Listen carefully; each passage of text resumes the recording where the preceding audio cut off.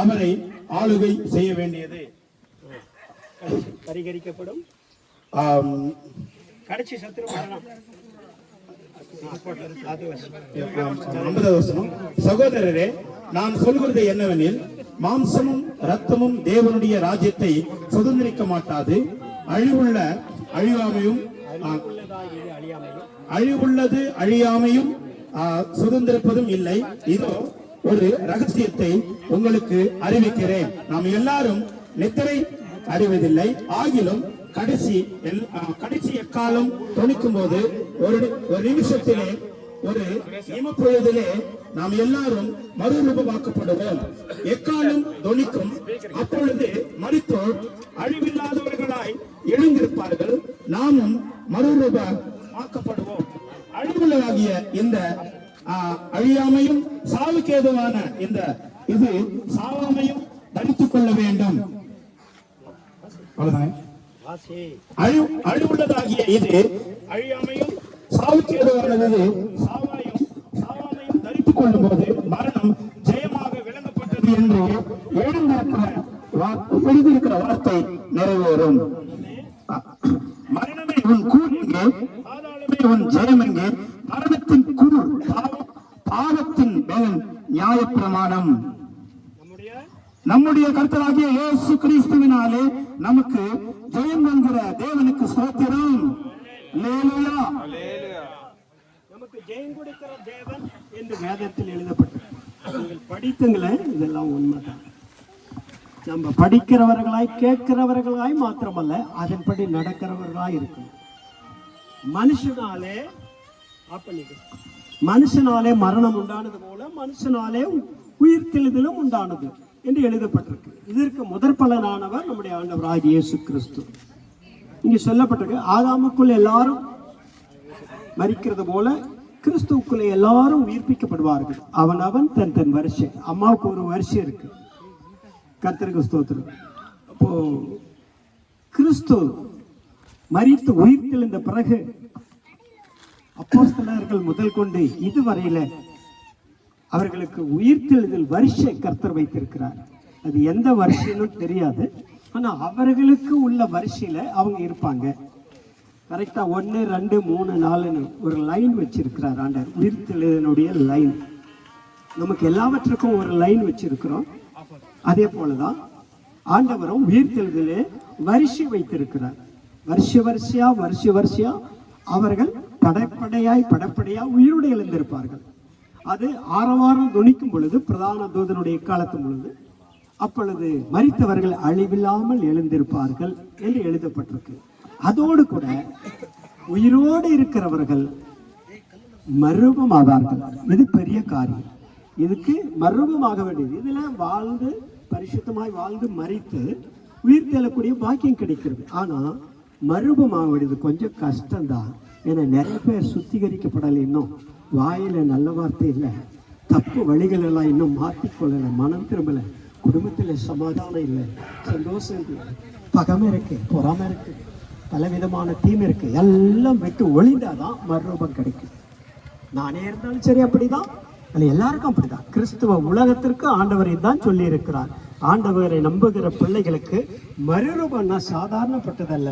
இந்த சரீரம் மறுரூபமாகணும்னா இந்த மாமிச சரீரம் மறைஞ்சிடும்.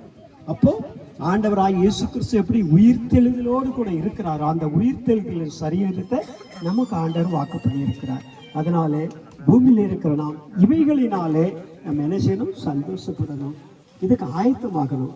சகோதரர்களானாலும் சகோதரிகளானாலும் வாலிப தம்பி தங்கச்சிகளானாலும் இந்த தேவனுடைய வார்த்தைக்கு நாம் ஆயத்தமானால்தான் போக முடியும். கர்த்தருக்கு ஸ்தோத்திரம். அதனாலே நீங்கள் பாக்கியவான்கள் லிஸ்டிலே வருவீர்களோ அல்லது மறுரூப லிஸ்டிலே வருவீர்களோ எனக்கு தெரியாது. ஆவியானவர் தான் நம்ம இதுக்கு ஆயத்தப்படுத்துகிறவர் என்று எழுதப்பட்டிருக்கு. 2 கொரிந்தியர் 5ஆம் அதிகாரத்தில் சொல்லப்பட்டிருக்கு. இப்படிப்பட்டதான உயிர்த்தெழுதலுக்கும் மறுரூபத்துக்கும் ஆவியானவர் தான் எல்லா காரியத்தை நடப்பிக்கிறார் என்று எழுதப்பட்டிருக்கு. அதனால பிரியமானவர்களே, இப்ப நம்ம அம்மையாரை அடக்கம் பண்ண போறோம். கர்த்தருக்கு ஸ்தோத்திரம்.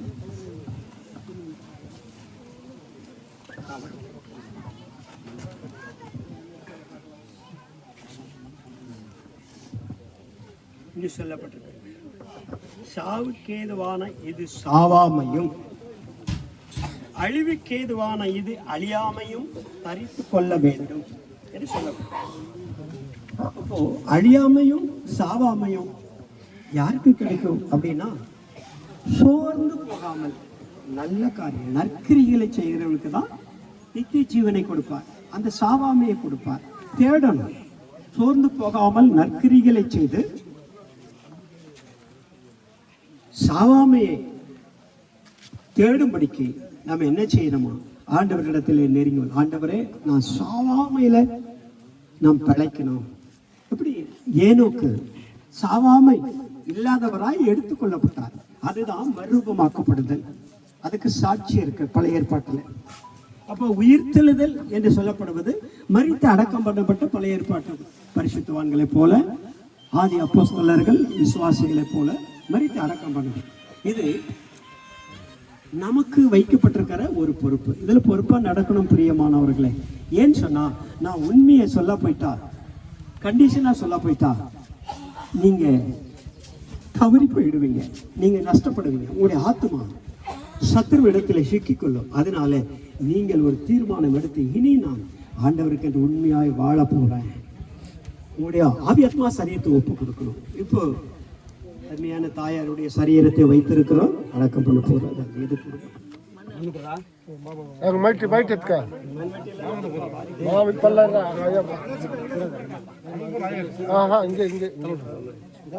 இங்க போடலாம்,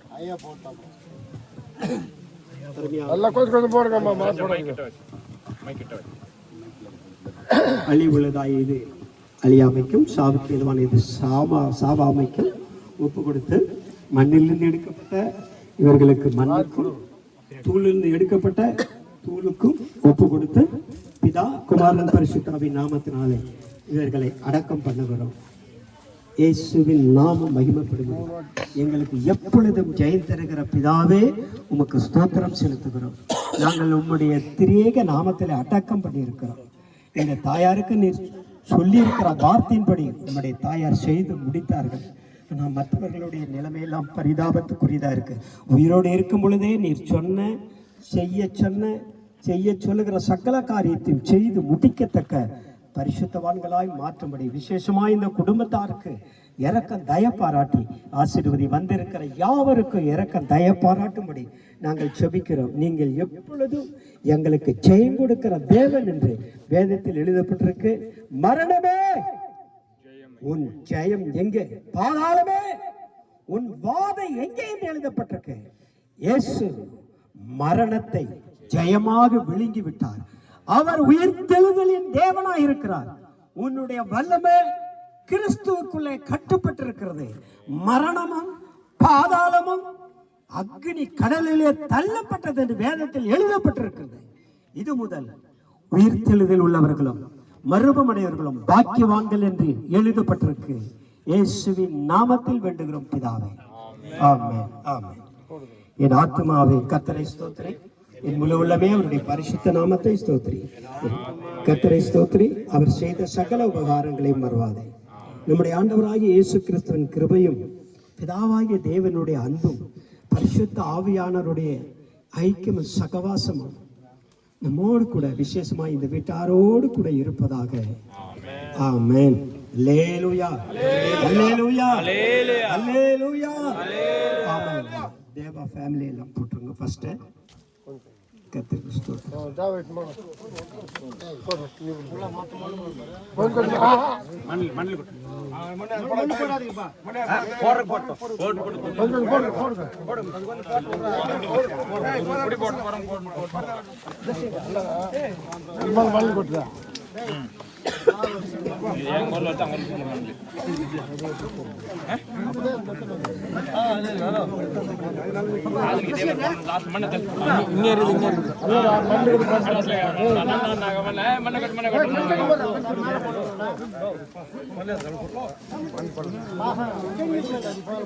பாறை போட்டது மேல நீ மண்ணு அப்படியே விடுத்தல கல்லர்